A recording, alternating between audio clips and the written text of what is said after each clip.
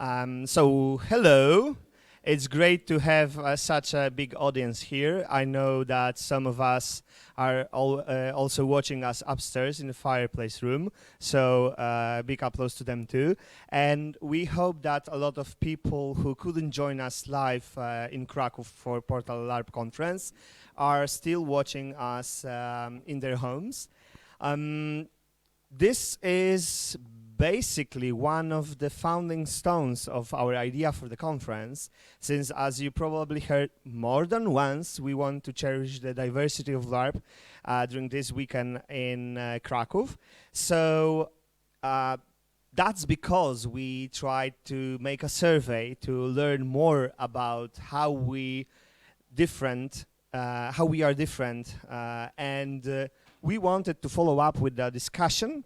So we want to know a lot of our stereotypes, differences, how can we learn from each other, and what we can offer, what different cultures of LARP can offer us here. That's why we gathered those all people here who will be our panelists from 4 different parts of the world, and that's why Rose of the Wind is the name of this panel. And we hope that meeting here in Krakow, somewhere in the middle of our LARP journey, will be inspiring for you, and you will go out of this panel with a lot of ideas how you can LARP differently, maybe, than you've LARPed before.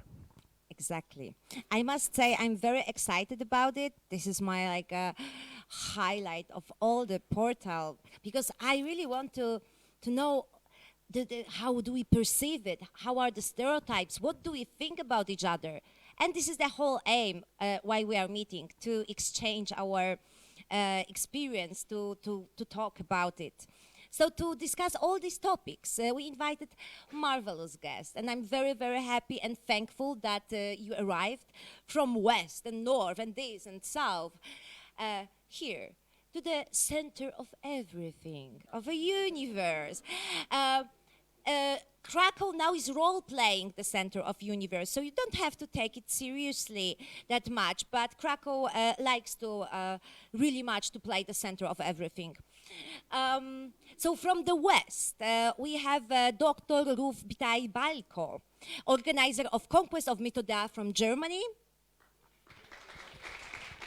From the North, Jukka Särkijärvi from Finland. Bravo. The representative of the East is Dr. Yaraslau I from Belarus.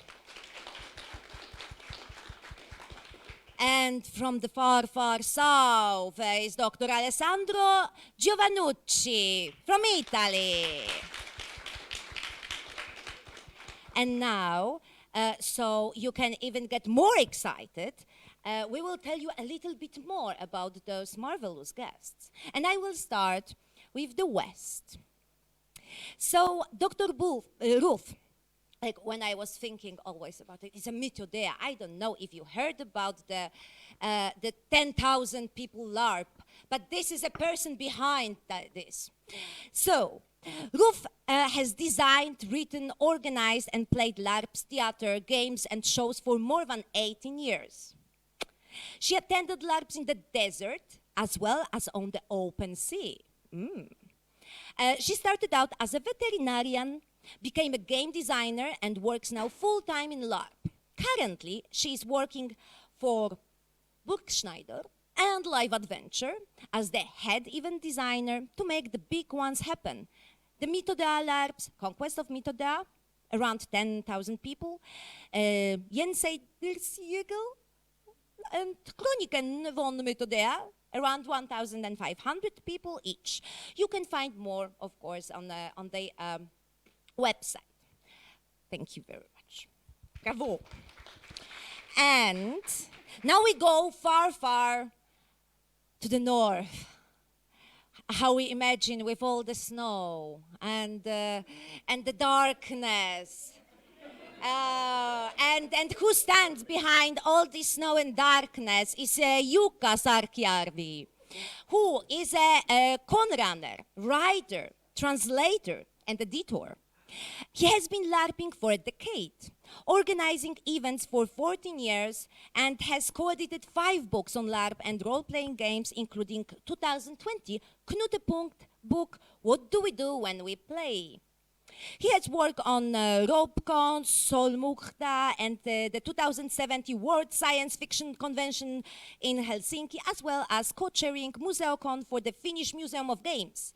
His game translation include the award-winning Stalker and Chernobyl Mon Amour. He's currently working on his master degree at the Tampere University Game Studies program. Bravo! So I will continue clockwise. We are heading east with our guest, Dr. Yaraslau I, a LARPer, designer, researcher since 1996, organizer of 100 LARP projects around the world. He applies LARP for education, therapy, corporate training, crime investigation, and research. Head organizer and of annual International LARP Academy Conference, ILAC, works at Farm 51 Game Studio, at the Casimir of the Great University, Tallinn University, Leon Kosminski University, and as advisor of the government of Moldova on game dev industry education development. Founder of Bell Game Dev, he was founder also of IGDA Belarus. Co-organizer of Central and Eastern Europe Games Award. He also is the author and co-author of hundreds of games, books, articles, and speeches on games all over the world. Today, for you in Krakow. And now we all feel, because of this scorching sun, as we are in the far, far south. Thank you for bringing the sun with you. Alessandro Giovannucci, Italian award winner, LARP designer and theorist. He is a co-founder of Chaos League, wrote the Southern Wayne Manifesto and different essays.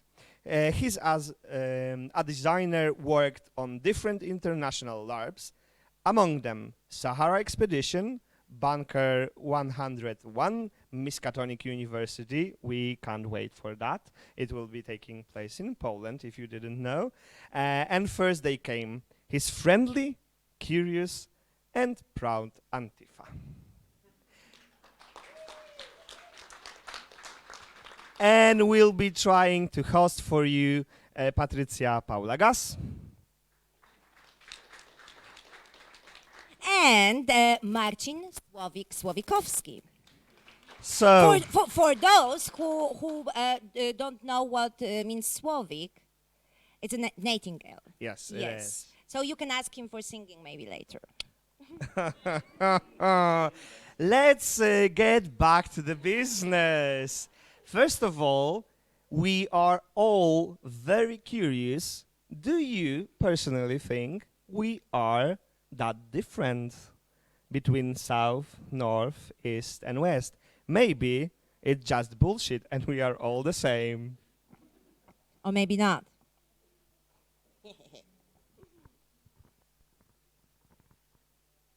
So personally, I think in Germany we have a lot of different LARPs. We have the typical German medieval fantasy LARPs with the buffer swords and the big numbers.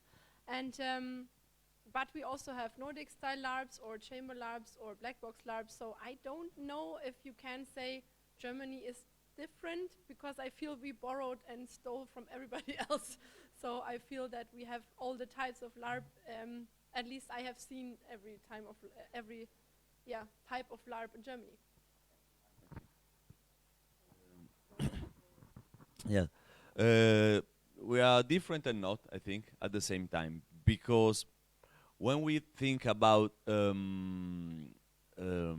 formal element of LARP, I saw some similarities. I was in a lot of the talk or the panel here. That was very exciting, so thank you again for the organizer and all the speakers. And when we, for example, it's I mean, almost all the culture have this fantasy tradition. Maybe this fantasy tradition different for that, but what is different is more the culture content.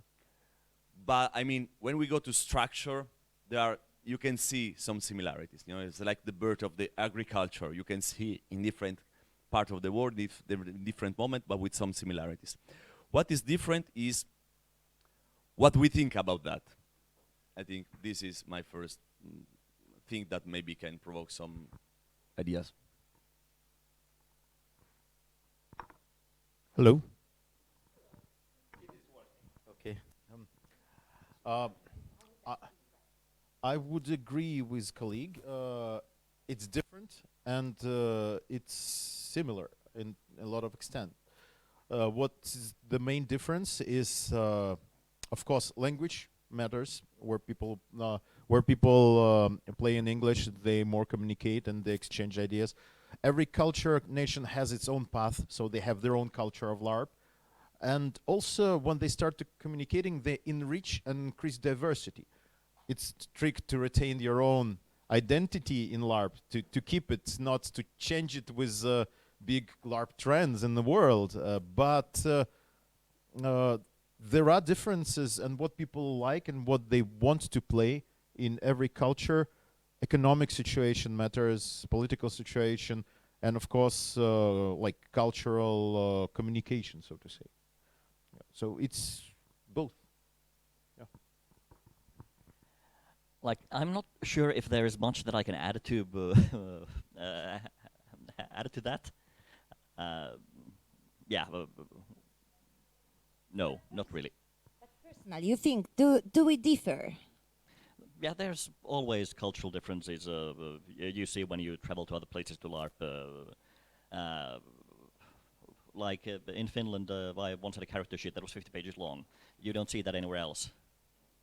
Have you heard? Sometimes in Poland. It's just if you heard 50 pages character long in Finland. Sometimes in Poland. Sometimes, yeah. Sometimes in Germany as well. Do you personally feel connected to any LARP culture? If so, how would you describe or name that culture of LARPing?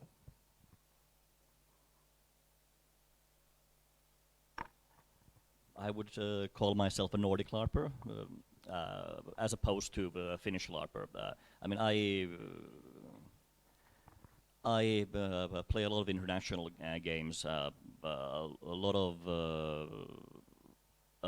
big Nordic productions, a lot of blockbuster, and not so much the smaller Finnish games. Not that I have anything against them, it's just that I am not as connected to the local community. But you said a Nordic LARPer in oppose of Finnish. Yeah. Does it have anything with the Finnish LARPing style? I think in Odysseus or in one of the LARPs it was stated that Finland has a unique LARP culture. And although for many of us it seems like, yeah, all that Nordic countries have just one Nordic LARP culture, now we see that we have many more oppositions. Yeah, of course, there's the local culture. Like the Nordic LARP thing is connected to the Knutpunkt conference and the discussions between Finnish, Danish, Norwegian, Swedish LARPers. And then there's all the local scenes that are less connected to that. And they have their own features. I can't speak for the other countries, but yeah, in Finland that's often well, for one, very long character sheets, secret plots as opposed to everything being out in the open for everyone to read, that kind of thing. Alessandro, since you have a microphone, maybe you can take over. Yeah. So next time I will pass to another one before. Yes, I am personally in a strange position because I don't think I am a Nordic designer because no, for personal reason, of course. In Italy, some people say, you are organizing Nordic LARP. When I travel to Nordic country, you're doing Southern LARP. So I really don't know what's my place in the world. It's fine, I'm okay with that. Let's say no border, which is always something good. But yes, of course, when we go through geographical tags, it became very tricky. Because, as we said before, something from the Nordic country spread all over the world. And then people steal it, or make it better, or denying, or whatever is what culture does, you know? You have this input, and you can work with that. Now for some culture, for example, Nordic culture, are more like a disease spread all over the world, in a good way. I mean, it's nowhere, but you can observe that. So sorry for the wrong metaphor, but I'm sure you will understand. And but mix up with different culture. So it means I don't consider myself an Italian designer because I don't know if there is an Italian shared vision of what LARP should be. There are different subculture, and I will stop on that, I won't be long. But for example, there is different tradition, but I think what differs is, in the end, is design. It's basically design. Because you have chamber LARP scene, a small one but very active. You can have the biggest combat fantasy thing, which is the most popular. You can have Nordic-inspired LARP, which is growing very fast and doing a lot of interesting stuff from different Italian teams. So you have all these different things. Do everything of this different subculture have a common trait? I don't think so. If there is like because we have the same language, we are more Catholics than we think, than we want to be. It's something I discover playing in other culture. I say, oh, this is shocking for me. I consider myself not a religious person, but you know, somewhere they put inside me some of these things, and so you see and you fight against that. But I think it's mainly hear us in Poland. Is mainly. I mean, the cultural thing you can work on it, and the designing thing is what differs from us from a genre to another inside the same culture.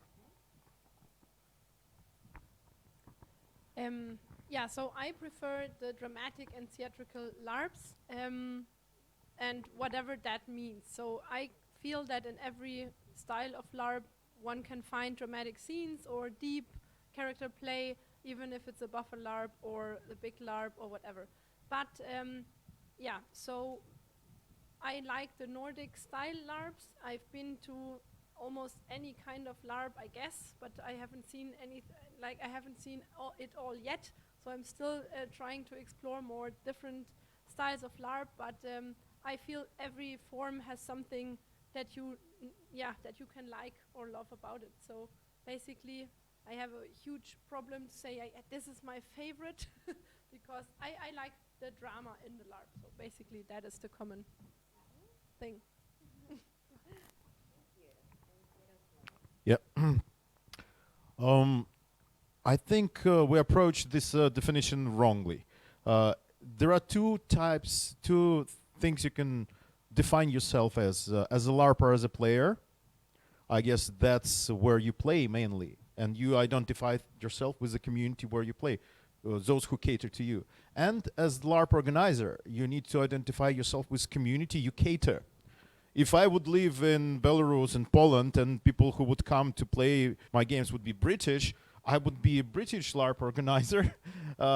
And I myself would go to Bulgarian LARP, I think they would take me in to be a Bulgarian, Balkan LARPer. So that would be probably the correct way. Otherwise, we are doomed to lose. And if you cater, and yes, there are one thing about LARPers, that it's still not an industry but community. And LARPer owes no one nothing. just enjoying and not disrupting enjoyment to the others, basically. The experience. And not all of them want to grow out of methodologies they use to create LARPs. Designing them, they enjoy designing them. Some have, call it old school ways. There is audience for everything. They can live in one small city and create local tradition. Or some of them can grow out of it and go to international level. I think the design is always different locally, but sometimes people just go out to search for something, to get some pieces from different cultures and create something international. And they're not local LARPers, they're international LARP organizer, because the players are international as well. And Nordic LARP is very big, from what I noticed, of course. It's easy to define Nordic LARP outside of Nordic country, and a lot of people have done that, and to my point, mistake. But I would assume that it's not as particular style of LARPing or games. Nordic LARP, it just people started calling everything they hear or learn at Knutepunkt. And a lot of speakers from all other countries coming there. And as far as I know, a lot of Nordic game designers with whom I've worked at LARP Writers Summer School, at many other places, and with whom I write and cooperate on research, a lot of them say, okay, I wrote this LARP, yeah, it became famous, but I heard it actually from one Italian. Or I picked it up, it's actually actors' methodology, I just turned it into LARP. A lot of Nordic LARPers, they say, what the hell are you calling Nordic LARP? We play absolutely different things. And those things which called Nordic LARPs at Knutepunkt, they're absolutely not a common for Nordics. So I think it's just a brand of like fusion knowledge about LARP methodologies, which you just get from Nordic event Knutepunkt. It just became this warp hole where you get and you hear a lot of things, and then when you bring it to some other place, all unknown, they call Nordic LARP, and that's actually a minus because people can tie it to, so to say, Nordic national moment. Sometimes they feel like it endangers their national tradition. And like they're battling, I know, I've seen it, some of them, oh, those Nordics, we have our own tradition.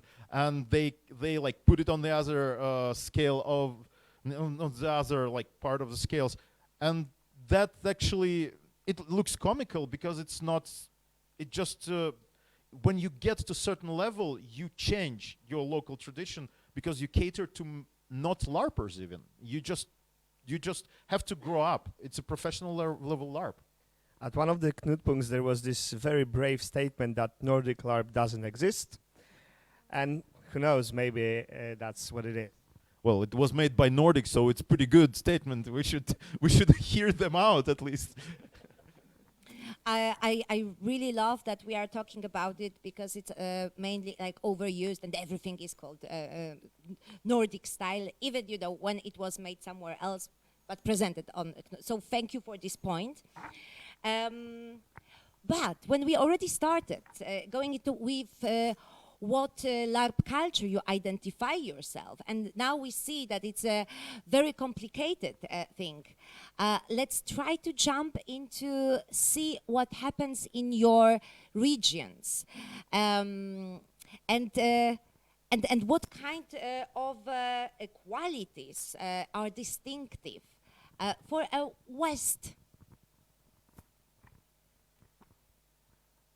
LARP community. So I didn't get the question right. So what kind of different styles? Yeah, what kind of qualities, features are important, distinctive in the West? Mostly like in German LARPs, or those you see, it doesn't have to be yours, but in the region of the West, because we are on the Rose of the Wind, and we just want to see a little bit.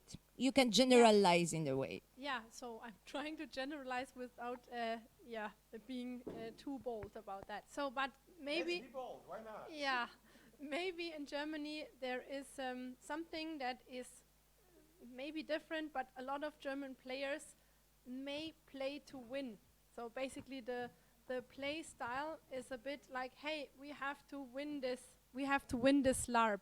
So we want to slay the monster and save the world, and if that's not happening, then maybe it's not good, or we have failed or something. As opposed to play to struggle, play to lose, like go into that character and experience whatever there is in the feelings that we can explore, that may not be necessarily good feelings or nice feelings. So basically, German LARPers, I feel, like to feel good while LARPing or winning or something. And maybe that is the difference, or at least the cliche about German LARPers against to the more other style of LARPs. And now we try to bring the joy of losing into all the LARPs, and bring the joy of finding the ups and downs in the characters, and not just the up, up, up, up, up, and then it's over. And I feel that this is a way better experience, and we call it roller coaster LARP because that is what we aim for, and it should be this gut feeling, like up and down and wow, and maybe a bit scary, but in a safe place and stuff like this. So yeah, that could be the cliche about German LARPs, and we see a lot of play to win LARPs, and then the people who advertise with Nordic, they mean, hey, we're losing or struggling in this LARP as a theme, and that is basically what's going on. Losing or struggling, see, that's the Nordic style in the eyes of German. Exactly. Then again, in Italy, I will divide it in different style of LARP, because I am in one in particular, and I want to make that general, because it won't be true. So I think the more popular, which is the fantasy LARP, is really descendant from the Gathering, the UK. So it comes from this tradition, okay, from the Lorien stuff. Some Italians go there, fell in love with that. I mean, in the back in the days, and they took the manual, they translate that in badly, and they spread that, and we all learn with that. So I'm perfectly, totally. I have a huge knowledge of these rules that were made in UK, because basically it was also the base for the development of the scene at the time. So this is more like play to win style. Okay. Then there is the other part of the other sub community, let's say, that is not using the term Nordic anymore. It was a thing before, just I think to say we are different from the others, so we need a label. So people use the Nordic LARP label. Is no longer a thing, because now people know more or less, and they are 100% misery LARP. Oh, I cried so much, was super nice. Oh, I was betrayed and killed by my own son. Oh, what a great experience. Oh, you insulted me for 20 minutes and I was crying, and I was, thank you for that, you know. And yes, and so this also is a thing. And also, yes, you have the small chamber thing where the focus is more on the design. Oh, this meta technique was super nice, and this kind of stuff. If I have to find, yes, it's a bit of a cliche, but I think it's true. If we want to find a common trait, it's not on the design, it's not on where the agency is more or less the way you act out. We act out in a way, we react, we use our body in a way that is a bit, for some culture I would say too much, I mean, unique, let's say, our own, let's say. And so yes, when I run, for example, the same LARP for Italian players or international players, the increasing of the volume of the speech is like, you know, and the reaction, you know, you put like a stone on the table, or the Italian players are like, what, a stone, ah! And you put that on international players, oh, it's a stone, oh, this is interesting. And you as an organizer say, oh fuck, now I fucked up. They will despise my game and never come back. And in the end of the game, they say, oh, it was super great, you know, the stone on the table, what? Well, I don't know why this example. Oh, that's fantastic. And maybe on the other way around, the Italian players at the end of the lab, you say, oh, I'm sure you liked the stone of the, because you're right. No, you know, it was okay. I mean, well. Yeah. So any common? We'll save more difficult for last. Yeah. Some features. Well, Eastern, will take into account the, so to say, the territories of post-Soviet, of Soviet Union, and yes, the culture was really different. Even inside of the countries, inside of different cities, they were really segregated.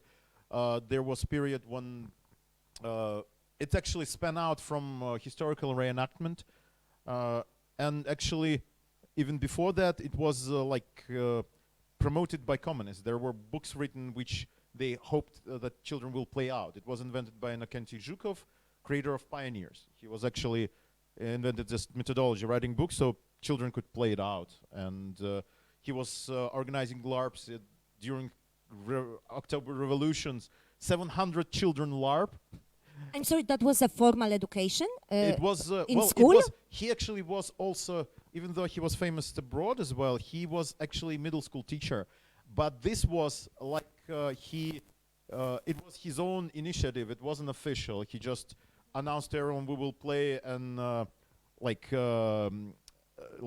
some explorers unit, and there will be parts. You have to take exam for different parts in this unit, and they were rehearsing, and he wrote books about it. And he was also co-founder of Russian Boy Scoutism during Tsar Empire. So he was living on the border. So he was. It's a When long was tradition. it? This LARP, LARP thing for kids, no kids. For 700 kids, it was during the October Revolution in 1917. Yes, you can find articles about it in United States books, in Russian, Also- and in no, I don't know about Knutepunkt book, but yeah, and there are some online as well. If you anything, just drop me. I'll send you a link or thing.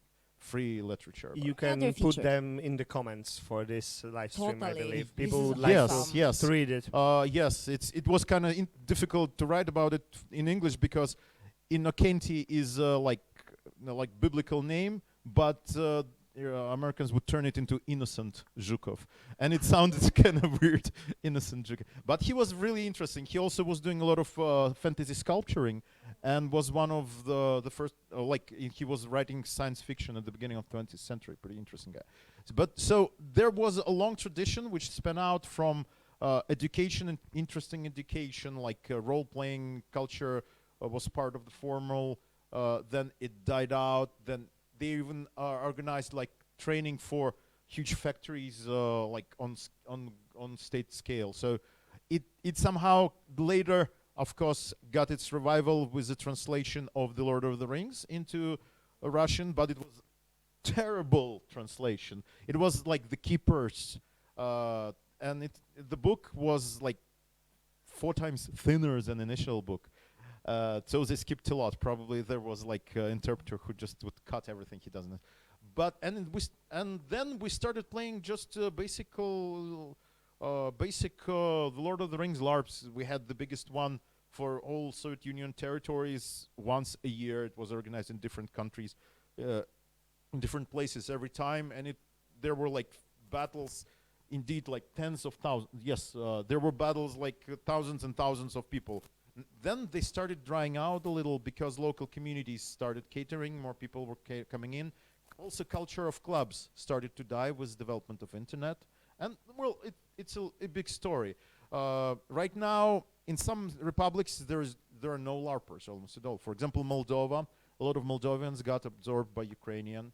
Also, some, of course, due to politics, some parts were segregated. Russians were very proud of their culture. It's awesome LARP culture, but they also started doing like this colonial expansion because, old LARPers, they like to travel to some remote places and teach everyone how to play LARP correctly. That's a very important thing because people can play LARP wrong way. We need to save them to go there. How is it we haven't been there? We need to travel there. Yeah, I wanted to tell you, it's wrong because LARP was invented in the 80s in Germany. So this is what they tell you. Yes. Sorry. No. I was sure it was in Italy. I was there. Yes. See, Because this is awesome topic, and we could talk a lot about it, about the historical development of a LARP scene in each region. But let's get to the north and find out any distinctive features for the north LARP communities. Well, it has been said that tears are the money shot of Nordic LARP.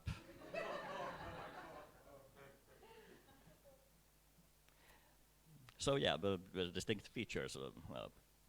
Play to lose. We like our tears.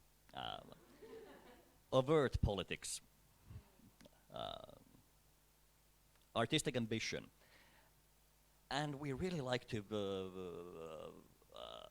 approach things in a cerebral manner and formalize and write books. Many books.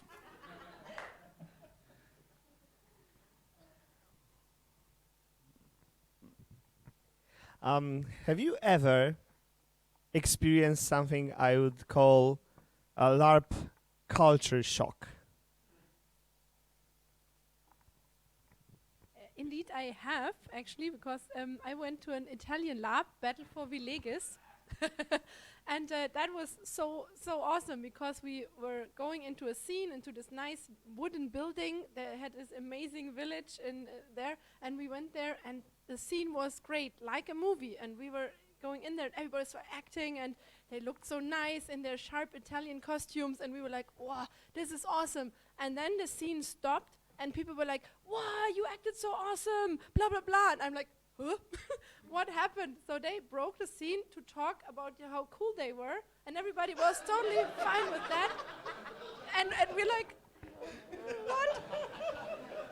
Cultural context. This LARP is organized near Rome, and people from Rome are from the capital. So they can do whatever they want. So yeah, and then it just went awesomely on again. So that was really, really cool. And the other thing was they were, so the second thing happened also at this LARP. So they were like, you weren't allowed to hit here and here in the, so because obviously it would hurt. So people would push the girls in front, so they would be a shield, and everybody was like, the rules say I'm sorry, where was it? In Battle for Villages. But that was it was nice and fun, and they were standing there very proud, and the others were like, the rules. And that was so much fun, and we were like, okay, they love the rules. Yeah, that was that. This is the biggest Italian fantasy LARP, the most popular.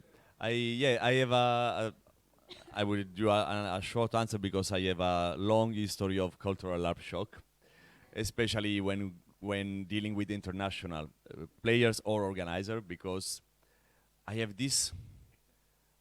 Please help me out, because maybe some of you know this, the secrets, or you have experienced the same thing. You have your own culture, you LARP inside the culture, everything is nice. I know everyone, I know all the reaction is totally fine. I'm home, okay? Everything is so comfortable, okay, fine. Then I can talk with a German or a Finnish and say, how is going? A Jukka can say, 35 long pages characters. Say, okay, no, you do this crazy stuff. Okay, it's fine. And you will explain what you do, and it's fine. When everything merge, the result is no one culture, but they behave all in the same way. So where the fuck is this hidden book you all read but me about how you deal in international thing? On a more serious note, when you go to an international LARP, try it once if you didn't, if you can, you have this supra culture that is the sum of every local culture that are so different. But when people go to an international LARP, they become international player. And even me, as an Italian player, when I go to another international LARP, I behave differently. And I don't know why. I think it's pure pressure, or clear on a more positive side, clear designer note, whatever you want. But it's shocking me. So who owns this culture? No one. This is good. But can we explain that? No, this is a bit less good. So I think we should investigate all more why we are like different robots, and when we are together, we do this biggest robot. And like in the cartoon you see, yeah, you know, and say, oh, okay, and we move all together. And when we fell apart in different small robots, we are completely different. We should write a book about that. Oh, okay. And So also, I have just Metal LARP. a super short thing. When you say we write books, if you saw the index of any Knutpunkt book right now, the majority, of course, are not Nordic.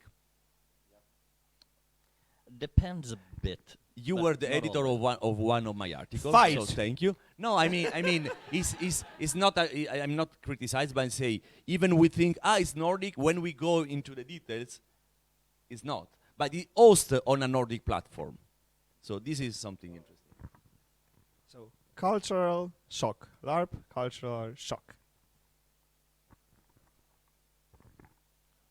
I guess editors know that majority never not Nordic in Knutpunkt books.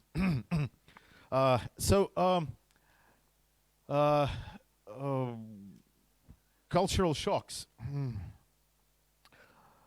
The answer I haven't is also a right answer if you haven't. I like the answer Alexandro had. I'm still experiencing it every now and then.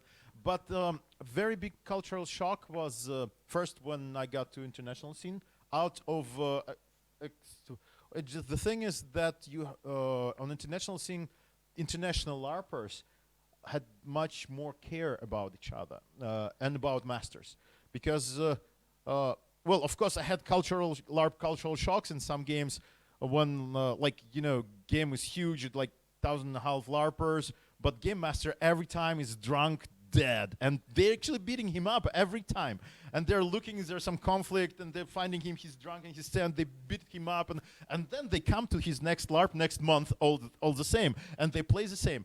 That was a cultural shock to me, because he was like a brand person or something, and he was like organizer of a lot of LARPs. Also, there was it was a cultural shock to me, because like on another scale, also in some countries which are smaller, when community became too toxic, it was like people who enjoyed the games, they just stay quiet. Well, they enjoyed it, they have to relieve it, and sometimes they meet and talk.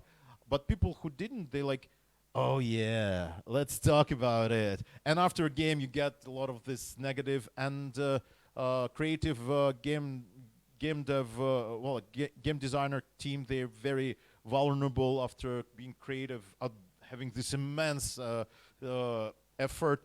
They need to be protected, and in a lot of cultures they don't. I was kind of shocked in the international that it actually exists. Yes, wonderful, so super.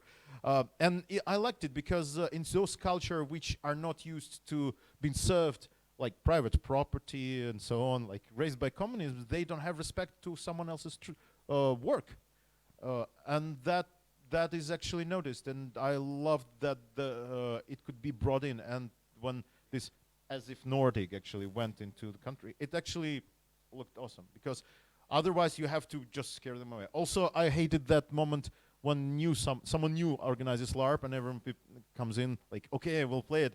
If he screws at least something up, we'll be so happy. And they start like, oh yeah, he screwed that up. Let's discuss it. Let's get it over the beer with everyone. And that was kind of this.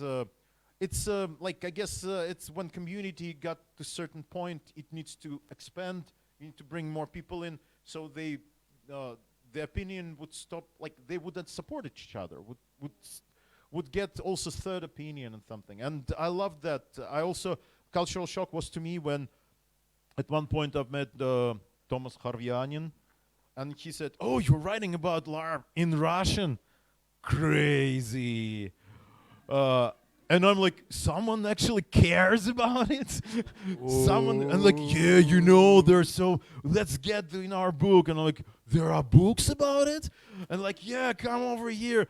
And he was like, I guess I'm on Finnish LARPers, he's even like geek among geeks. He was doing lecture every Knutpunkt about new books coming out about LARP, like every year. So it was a cultural shock to me that it was happy that, first of all, that somewhere and people can cooperate, support each other. Of course, also another cultural shock was Klaus Rasted. He's a good friend of mine, and how toxic part of the community killed him as well. Because the higher you get, unfortunately, we still have a community, and each of us mission to support people who do something, not to shame them for every little thing they made. And Klaus done for LARP community of the world as much as anyone could do. He's done so much. And the problem that he got so shamed out of LARP community that he doesn't ever want to even talk or visit any LARP event. So, well, I spoke to him like last week, and he absolutely went out of it. And so you are the most shocked person here by the table, as it appears. That's LARPers, they all shocked. And Nordic LARPers, they want to be shocked. Yeah, let's ask Jukka, have you ever experienced something like cultural LARP shock? Not in LARP, no.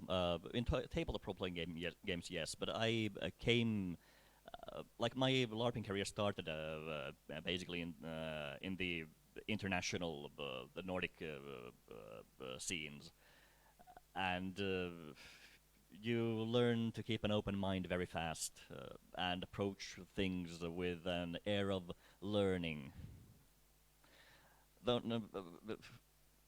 I'm sure that if I came to Belarus, I would be very shocked. And I'm sure that if I went to America to LARP, I would be very shocked. Don't go there. Go to Ukraine. So we should go to Belarus to be shocked. No, don't go. There's nothing to be shocked. No. It's more interesting to go. We'll discuss where to go. Yeah. Look for announcements at portal. You need microphone because a lot of folks there, microphones. Can't hear you. Upstairs Portal will supply information about where to go to the east if you're interested. Portal. So, Awesome. yeah. Portal. Thank you. And that was marvelous because we know that the main, the most popular, the most famous LARP communities, but actually there are parts of, huge parts of LARP communities which are not that well known. And what you were saying about, oh, so there are LARP books in Russia, and yeah, and all of this is not so well known, and that's why I think this is quite important to start reaching from all the sites and not just be in a one place. But then, when we see a little bit what are the scenes in east and west and north and south, now let's get back more to your LARP community and the things which you see that might be challenging in the communities you identify with. Anything you feel, you see that might be challenging in your LARP community? So in the German LARP community, it may be difficult to start LARP because people are afraid of the high costume standard, or of the do I have to know someone to LARP, or how do I get into LARP? And obviously about maybe still existing embarrassment about the hobby. So maybe we are all nerds and maybe we shouldn't talk about that. Or if you talk about it at work or somewhere, then maybe it's like, what are you doing? So basically that could be a challenge. But yeah, we are trying to lower the bar for the beginners and to help them make workshops, give costume packages out. Because obviously as an employee for Burgschneider, I'm in a position to help with that kind of thing, to just lower the bar on that. That could be a challenge. Or like the groups are kind of old, so we have 10, 20, 15-year-old LARP groups, and they're pretty, like, you have to know the rules of that group to get in. So, and that is something that may be a challenge, but I feel that people are aware of that, and they're already trying to help people get in and not get too old and don't have the newbies come in, or the kids LARP. Yeah, that could be a challenge. Yeah. Something similar in Italy. The economical accessibility is always a struggle, because Italy is a strange country, because you put that in the like 7th more industrialized country, but then you are also in the peaks. You know, the people who are struggling. We have a economical stagnation. It's very hard. So it's not that easy, especially for some kind of LARP, where you need a bit more budget because organizers have more cost to cover. So the thing is, the risk is, I think is common to other community all over the world, is the gentrification of LARP. older player, older organizer, more and more, they can afford that. But then also there is cons. You have more budget, which is nice, you can do more stuff, but then those people want certain kind of LARP. They cannot LARP in other ways. It means that, yes, gentrification. So more, less people wanting the same thing all over again. So this is, yeah? So this one, and also another thing is the struggle for a more safe space. Is more and more important, is more and more common in Italy, but still we don't come from a culture where safety was a thing in LARP. So we had to acknowledge that does exist. Now we have to acknowledge that is important, and we almost are in this phase. And then we need tools.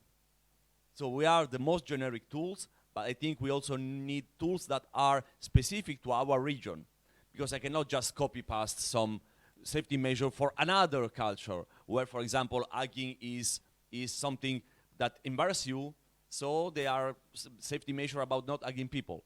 For me, in my country, is completely useless to do, no, you are not allowed to hug each other, because we do that usually.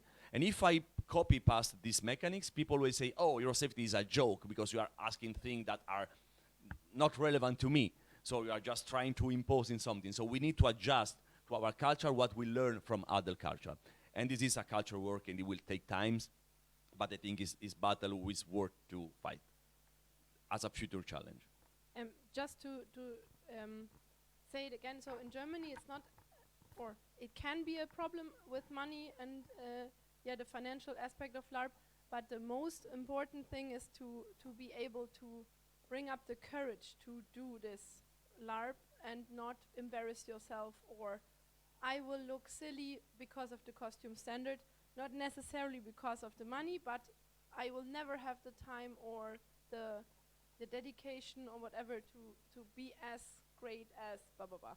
So basically, I feel that this is like the difference, that the money aspect, and also I don't know why Germans are so afraid to, I don't know, step out of their comfort zone in some ways. You have the McDonald's commercial with Larper in Germany. Does it work? I'm honestly curious. No. So it was very, and it's not about LARPers. Actually, everybody perceives it like this is a Lord of the Rings McDonald's thing, and I feel that Germans are still really afraid of to say, hey, I'm a LARPer. Yeah. And let's continue. Any challenges? Anything what is lacking? Well, I mainly organized event lately in Ukraine, so there are some challenges there. And there has been for a long time, I would say. Of course, one of them, there always have been a big diversity of LARPs, especially in Ukraine, maybe in Belarus. There are some Russian LARPers here, they would tell more. And of course, Russia likes to, if they see something they don't have, they like to drag it over and say that we do it better. They all, and teach it as well. It's their own way. Of course, there are problems since 2014, which happened. And that's also very kind of... we actually wrote... also in Russia, there were a couple books before 2014 in connection with Nordic LARP. We wrote even the Nordic Russian dialogue book, yes. Unfortunately, right now the problem is that some LARPers, well, LARPers are people, they have political views. And they're still aggressive and they oppress their opinion. Also, sometimes it's really inappropriate at times like this to play LARP. Exception, for example, example of last week for you. In Belgrade, LARP organizers wanted to run LARP on a work of oldie, maybe you know, oldie writers. They're really popular in Russian speaking. And I know them, it's actually a pseudonym of two writers. And I know the guy, I'm connected with him, friends with him, he's actually in Kharkiv. And Kharkiv is bombed from Belgrade. So I'm kind of connected with them. I can show you this. I brought the it kind of, it's your own business, but you know, if you like this author, he's right now bombed from your territory. And I asked him, he doesn't feel comfortable someone playing his creation. Of course, it's not like his business to LARPers have their own business and nobody can mingle into it. But if you actually like this author, well, he wouldn't feel comfortable doing it. So they decided to change and do something to help him to his volunteer projects because, and I hooked them in, but not all like that. A lot of LARPers, they just do their own thing and it turned into escapism, and that's a downside because some people, they running after, let's call it virtual, like in philosophical view, not digital, but virtual achievements and certain status in the world, imaginary world. Well, sometimes they become parliament members or electives of local government as well, LARPers, communicative people, but they lose the reality and what is matters. And sometimes they just hide from problems in this imaginary world, and that what actually leads to bigger problems. So LARPs often, for example, in Belarus, the leader of LARPs, the leader of oldest club, when he started leading oldest LARP club, nobody actually took his place because he was a political person. He was deputy minister. He was creating one of the like communist party type ish. So he basically made like all LARP people, main like core, they become his workers. He took them to work and they wouldn't matter without him anything. So it's kind of, they become, a lot of places were lost for other LARPers. So LARP become less diverse. And people who actually bothered by something, they were afraid to go into LARP because in LARP become not only escapist place, but also where people feel that they can say anything and it shouldn't matter. And it matters. So political challenges as well. That's very, very important. Thank you. And how is it in the north? Any challenges? Anything is lacking? Or everything is beautiful? Sometimes the charge has been leveled against the Nordic LARP community that we are elitist. This is not entirely wrong. It used to be worse. It's getting better, I think. And of course, there's the same economic issues as anywhere, especially with KP, which is, let's face it, not a cheap conference to attend. Because the organizers have aged to the point that they will no longer sleep on the floor, as they did in the olden days. And additionally, it can be intimidating to look at that pile of books and think that you have to read them to start, which you don't, but it helps. Inspired by what Alessandro said before about international LARPs, I have a question for you, because I believe we can agree that something like international LARP is emerging, and if we actually see each other playing a bit differently when we are going to international LARPs or we are organizing international LARPs, what you would put in that melting pot of international LARP to make it more inclusive and more, let's say, better for a way, what can your culture, or maybe not your culture, but what you would like to have in that melting pot of international LARP for our next years?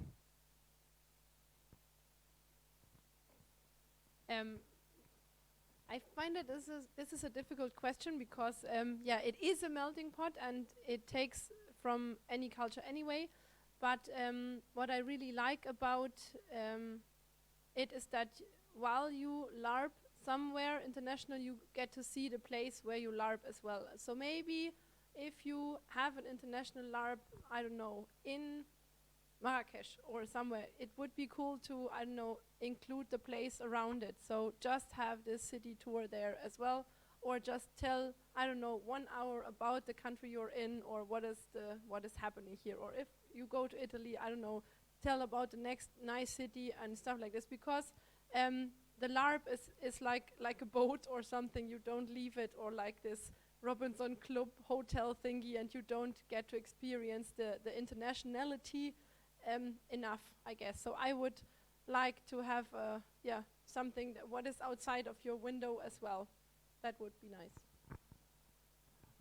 What I'd like to add from my culture to international LARP is hypocrisy. Let me elaborate. As you can see, is a Greek term that was taken, of course, by the Romans, and then now they pretend we invented that. So hypocrisy, not in the worst way, but in the way I will try to make you as comfortable as possible. Maybe it will hurt me in some way. So the difficult thing is we need that to be safe. I mean, I'm ready to do something bad on me in a safe way to make you in a better position.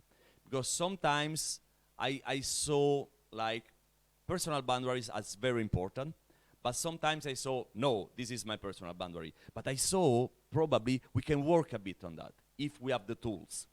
So sometimes adjust it, going elsewhere, talking with other people, play with other people means also change you. If you are not ready to change, why we are all in the same room? To pretend to be king, queen, and thief, and doctors, everything is fine. But in the end, we are here to move a bit our boundaries. So we need the tools to do that. Because otherwise it's just my culture, your culture, and we clash. And since we don't want to clash, we draw a line and say, this is the line, don't cross the line. The line is super important. But if the line is a chain, is no longer, I mean, you kill the experience you want to provide in an international environment. So I hope to, and this happened not only, I took Italy as a joke, but I think in every one of, in each one of your culture, people are more ready to negotiate. They know how to negotiate. You know how to negotiate with a Finnish person. Maybe I don't. Maybe you, I mean, you know what I mean. So we have the common language. We need this common language to deal with each other. It's still a bit behind in international thing. We all conform to this international standard, which is nice. Now I think it's the time to adjust that instead of just take the standard format. Jukka, since you have microphone. Could you repeat the question? The question is, what would you put in the melting pot of international LARP? I think the original formulation had something of the inclusivity. I am the wrong person to ask about that. I tick every checkbox on the privilege bingo. I do not think that I can see what needs to be there. For that, you should, we should listen to people who don't tick every tick box on the privilege bingo, the marginalized identities, not me. But still, this voice is very important, and you brought it up to discussion.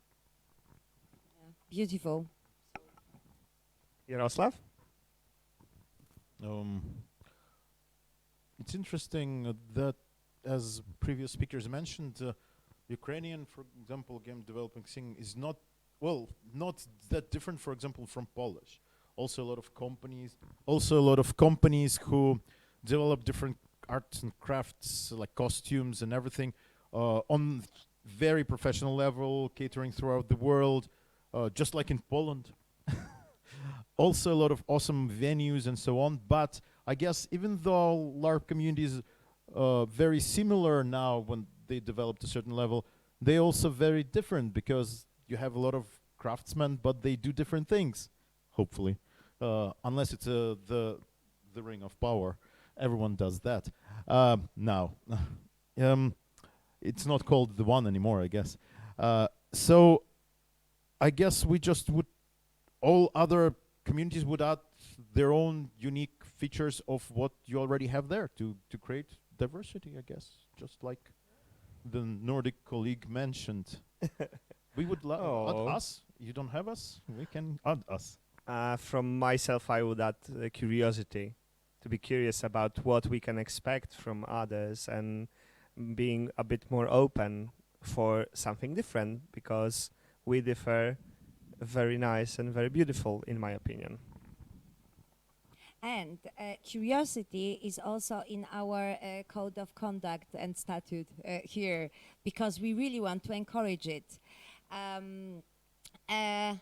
And now, as we have time until 1:30, so we still have some time, you have a unique chance to ask questions to our guests. People in the room and also people who are watching us online, you can comment the questions and we will read them out for you. Exactly. So, any of you have a question to our guest? I would be very happy to pass you a mic. Yes, it's there.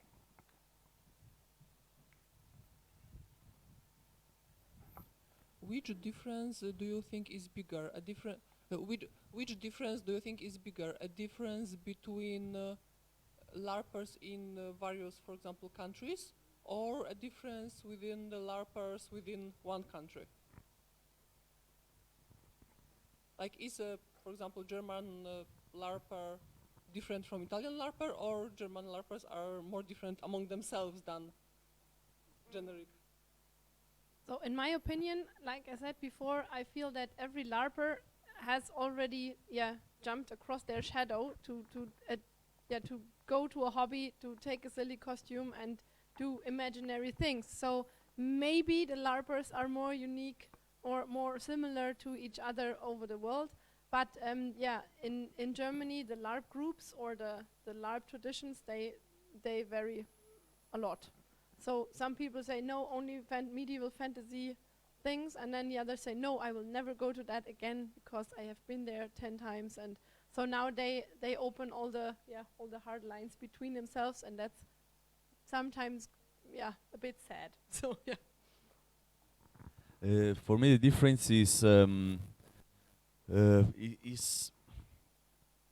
a bit of a game design nerd, so I probably have the tendency to refer too much everything to design, but I think it's design that makes me, for example, feel more connected to a Swedish LARP I played in Poland. There were Jukka and other people in the room, and I felt that more similar to me than some LARP organized 30 kilometers from my house.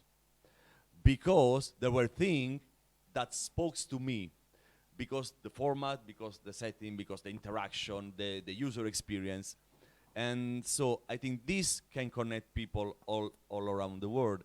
So I think if you are interested in black box LARP and the country you are from are not that much into black box, of course you will feel more welcome in Copenhagen, for example, where black box, there is no important than the black box festival.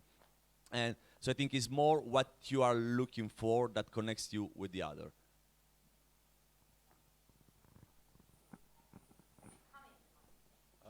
Hello. This may be a hard question to answer on the spot, but since we've talked about how Nordic is more or less a buzzword that we kind of use for anything and doesn't really make much sense, what would you say each of you uses as their own definition that covers most of their work? So how would you define your style, how you as game designers developed your games, and what is a key aspect that you always include regarding your own culture? I'm not a designer. I can speak for my group, which is Chaos League, and we did something that was very important for us. So basically we were from a very not known region in Italy, so a bit isolated. I mean, nobody wants to go there. And even if it's nice, so come to Abruzzo if you need it. This is the message from the local tourist office. But we were in a time there were, yes, I'm that old, internet was not there. So we had no contact with any other LARPer in Italy. We heard something about some people who were LARPing in Rome, but we never saw them. And we were doing our fantasy LARP with our community, a small community. Then one day we were scout location into the region, and just one of us had the drive license. It was the only one guy that was 18. I was 12. So we went around, and we saw a beautiful village. We go there and say, this is super nice. We really should to run an event here. And then we say, it's super cool, but it doesn't look like fantasy. It looks like a village in the region, like for, let's say, the 30s, the 40s, you know, this kind of. So let's do a Cthulhu LARP. Oh, is that possible to LARP not fantasy setting? We feel dirty. Yeah, we are doing something which is forbidden. And we say, okay, let's do that. Okay, it's fine. So we get inspired by the location and we write our story, our horror stories. And then we realize that the rules that we used to have, you know, the hit points for each location was not important for this kind of story. So we say, okay, let's remove all the rules. And the cat goes like, oh. We're like, so basically we invented our version of Nordic LARP. Yes, because if you go no rules, what is the content? Is the emotion, is the horror. The horror is not a monster that kill you, it's you with your personal horror is discovering something horrible, you know? So then this style develops and we way far in the future, I mean, after some years, quite a lot of years, we wrote our manifesto. So it's the Southern Way New Italian LARP Manifesto. And we posted that online, and of course there were some people say, super cool, nice, but it was, someone was triggered by Southern, you know, why Southern? Are you despising the Nordic culture? And we say, no, now that we got internet, was 2016, we had the internet before, but now, we discovered all this fantastic Nordic LARP community. We saw so many things that are in common. So we want to present to the people that we exist and we do stuff that are quite sometimes similar to Nordic, but we don't feel comfortable in saying we are Nordic, okay? And so we wrote this one. So now this manifesto is more for me a picture of this moment of my history, LARP career, and just to sum up, it was more a way to say we are similar but come from different things. So I will say that there is... Can you say where to read the manifesto? What? Where to read the Southern Manifesto? On the Chaos... Yes, chaosleague.org is on our website. Read it. And yeah, so it was, like I say, we are something common and something different. Let's work on what is different and let's enjoy what is similar.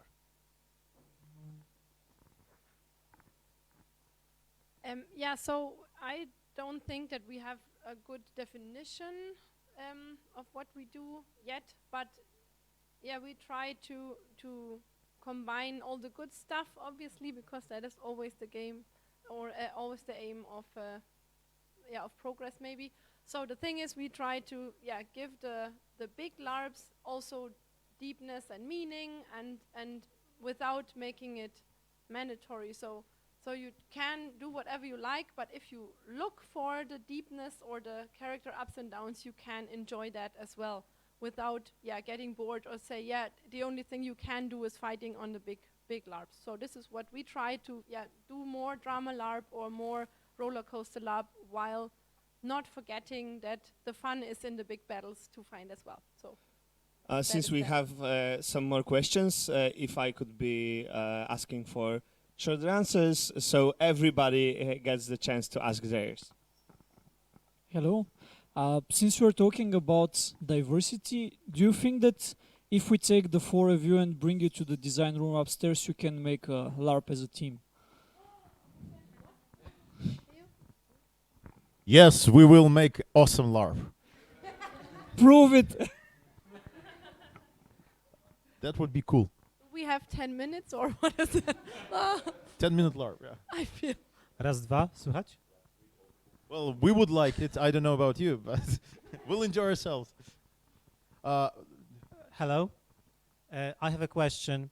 There is a recurring conflict in the Polish LARP scene whether LARP creators should should create all the world, all the characters, all the plots, and so on.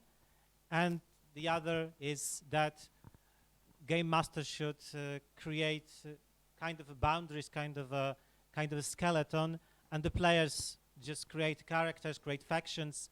Of course, there are some in between, but how is there similar conflict recurring in your LARP scenes?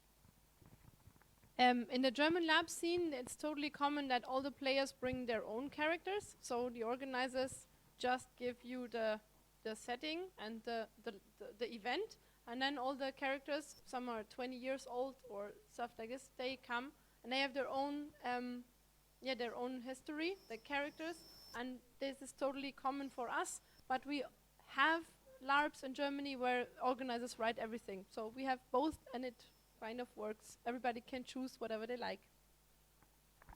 Also in Italy we have both. I would be super short. We have both. It depends on the culture. The more Nordic inspired are more pre-written characters, when you can negotiate but not writing your own character, and other tradition where you write your character from scratch.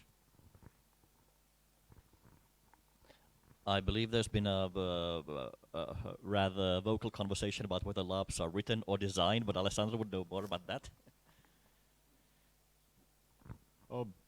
I guess this conflict is the same as conflict of about you're making a LARP wrong way. It always exists there somewhere between someone, but there is no wrong way. So, kind of, yeah, everywhere. Hi. Do you think that on an international stage we have an established terminology, so I as a player can see, okay, this LARP does this and this and that, and it's that type of play, and if it's not clear and established, should we try to improve that?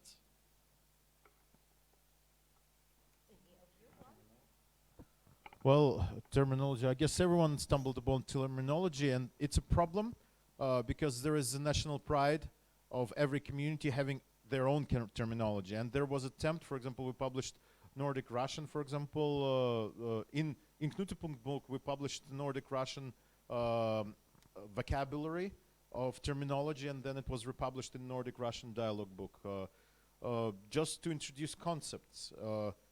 It matters to international LARP designers for everyone to understand and to take shorter time to get into the rules, but it doesn't matter on the local scene as long as people understand each other. It's just like a board game. You get different terminology in every rule and just play.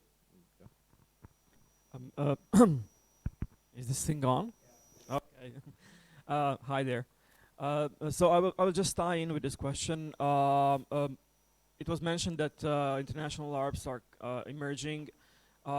Should we work more on standardization in any way, or is it good as it is right now?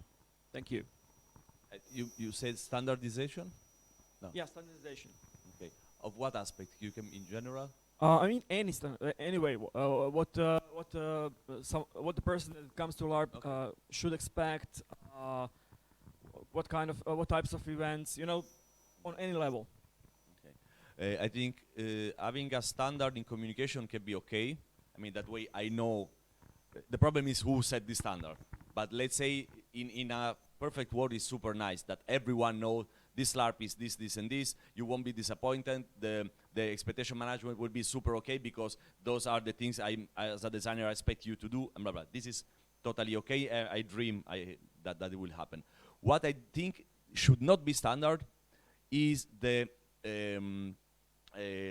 creativity process. When we go standard in that way, nothing good can come from here. Because in the end, yeah, in the end, we need to achieve that. If we believe it or not, we are a crafter or artist, call whatever we want, but you cannot standardize. I think that standards, can also be very limiting. So maybe it's like never stop talking and never stop finding the standard, but never get there, because that would be limiting. And then, I don't know, the most outspoken party would set the standard, and I feel even more problems than not having a standard are on the horizon.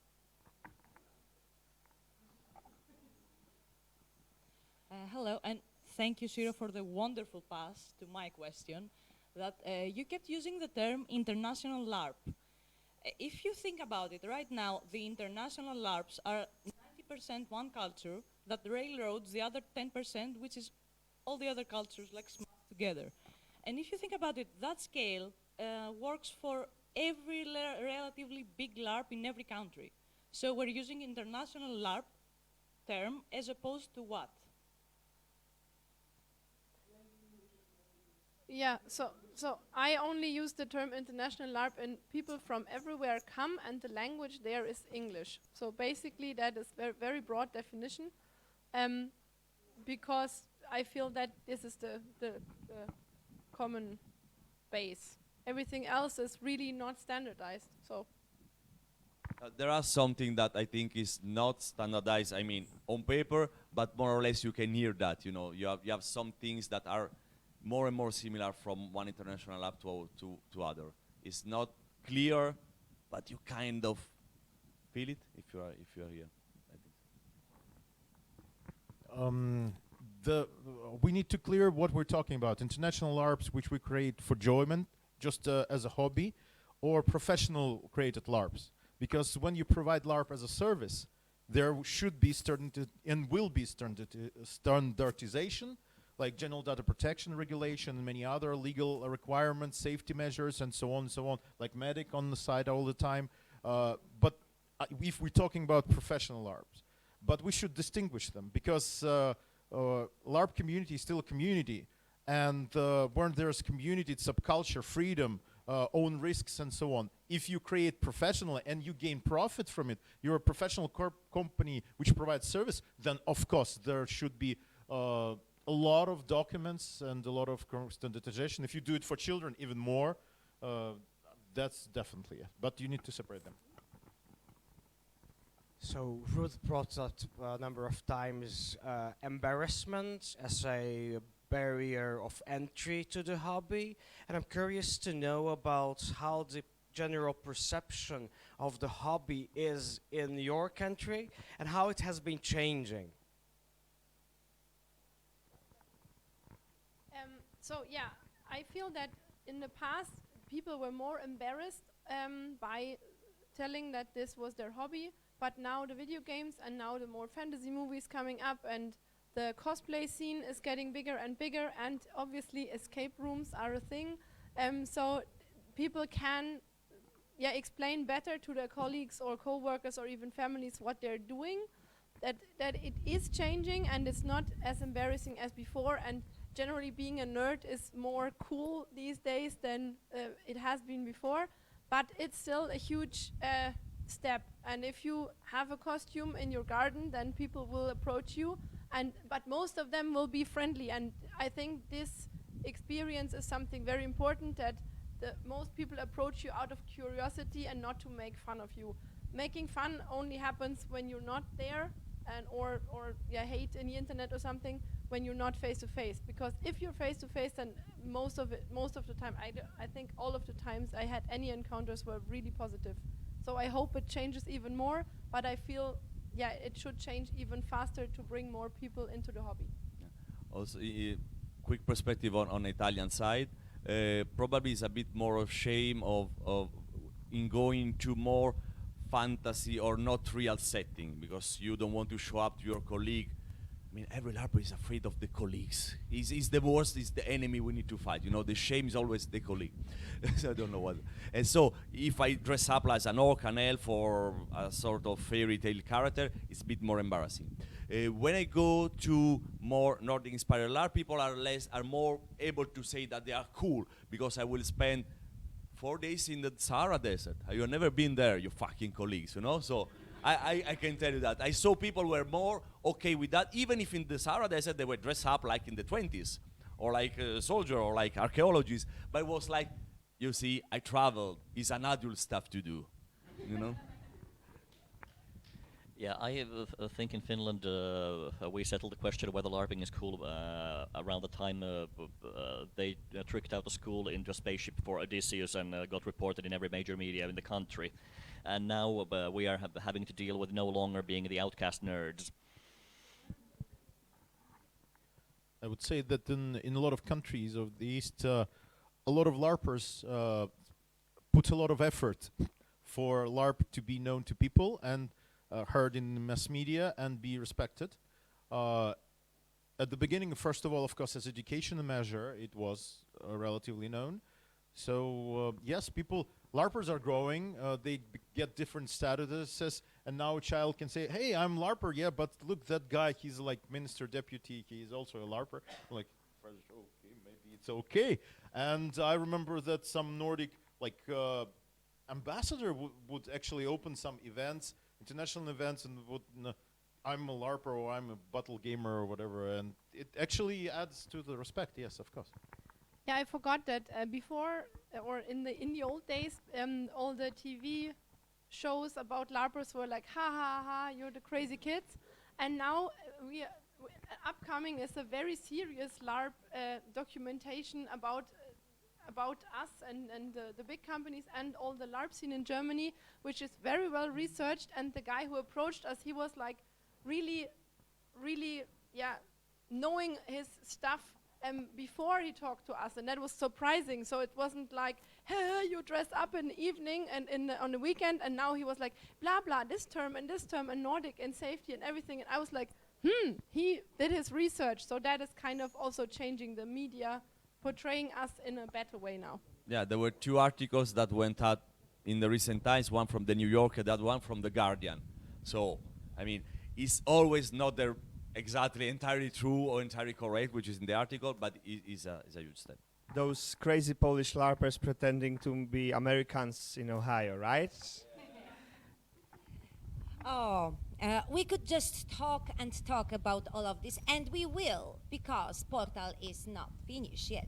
So at least for us and for you on the other side, you can write your question. We will try to answer and catch our guests. Maybe also they can pass you some information. But just for now, for today, we want to thank you so we for your time and effort for coming from west and east and north. And south, of course. We thank you, Ruth Bitai-Balyko. Thank you. And Jukka Särkijärvi. And Yaraslau I. And deep to south, Alessandro Giovannucci. Thank you so much. And since everybody right now will go for a lunch break, I would like to use this metaphor that probably none of us would like to eat standardized food everywhere, have the same gray pulp put on your plate. So when you are traveling to Poland, you probably would like to be for pierogi. If you are traveling to some other countries, you probably would like the taste of their traditional national food, because it's nice to broaden your horizons, and it's also nice to broaden your LARP horizons. And this is why we think events like that, like Portal, like Knutpunkt, are very, very essential for our international community, not for creating standards and standardization, but learning from each other, comparing our points of view, growing, and maybe take something that we have in common and something that we have a different approach for. So we hope you will continue those conversations between other sessions and in chill out room or in the garden or during a nice, we hope, maybe Polish traditional pierogi. Thank you for being here. Thank you guys for being with us online, and enjoy your meal.